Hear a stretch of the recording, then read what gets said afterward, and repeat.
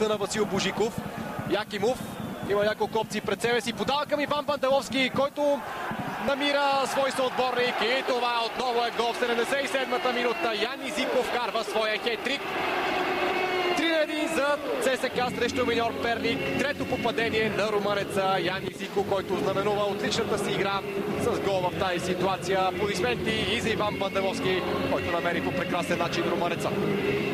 Феноменален Яни Зико тази вечер на стадион Българска армия. Хет-трик на румънеца. Първи с екипа на ЦСКА, откакто се присъедини към тима. Прекрасна работа на Пантеловски, на Якимов. Чудесна контратака на червените и в рамките само на 3 минути те решиха всичко в този двубой. В много важен момент Зиков кара втория гол, а тук бе задължен за пореден път от своите съотборници да реализира.